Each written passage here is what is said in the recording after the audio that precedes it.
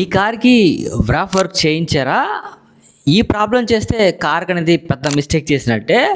లక్షలు పెట్టి కార్లు కొంటారు కానివ్వండి, కస్టమర్లు అందరూ ఎగ్జాంపుల్గా చెప్తున్నాను, ఏదో 2000కి వస్తుందో 3000కి వస్తుందో అని చెప్పి వ్రాప్ వర్క్ చేయించడం వల్ల పెద్ద దాంట్లో అయితే కనుక మొత్తంలో మీకైతే నష్టం జరుగుతుంది. ఈరోజు నా దగ్గరికి ప్రాక్టికల్గా ఒక కస్టమర్ వచ్చారు. 9.5 lakhs పెట్టి షిఫ్ట్ PXI వర్షన్ ఆయన ఇష్టంతో వ్రాప్ వర్క్ చేయించుకున్నారు. లోకల్ గ్యారేజ్లో చేసుకుంటే ఇలాంటి ఫలితం దక్కుతుందని చెప్పి ఆయనకైతే తెలిసి వచ్చేలా చేశారు. వాళ్ళైతే కనుక నా ముందే వాళ్ళకి కాల్ చేసి మాట్లాడారు. చేసిన తర్వాత వాళ్ళైతే కనుక తప్పుని కప్పుపుచ్చుకోవడానికి చూస్తారు కదా, అసలు ఏం జరిగిందో డీటెయిల్గా చెప్తాను చూడండి. తర్వాత డిసడ్వాంటేజ్ ఉంది, అడ్వాంటేజ్ అయితే ఏమీ లేదు. డిసడ్వాంటేజ్ అంటే కనుక ఒకటి, మీకైతే కనుక వ్రాప్ వర్క్ చేసేటప్పుడు బీడింగ్స్ అనేది తీస్తారు.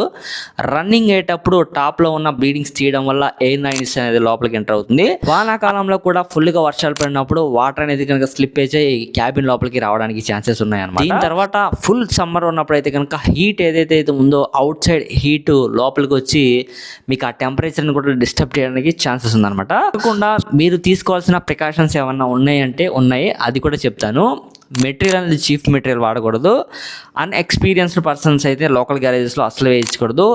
ఎక్స్పీరియన్స్ పర్సన్స్తోనే వర్క్ అనేది చేయించాలి. క్వాలిటీ మెటీరియల్ అనేది వాడితే మీకు తప్పకుండా ఇలాంటి డిసడ్వాంటేజ్ మాత్రం రిపీటెడ్ అవ్వకుండా అయితే కనుక ఉంటాయని చెప్పి నేను చెప్తాను. అంటే మళ్ళీ కొన్ని కంటెంట్స్ అయితే కనుక మీ దాకా రావాలంటే మన ఛానల్ అయితే కనుక సబ్స్క్రైబ్ చేయండి. ఖచ్చితంగా నేను చెప్పింది మీకు వర్త్ అనిపిస్తే కామెంట్ రూపంలో తెలియజేయండి. Thank you so much.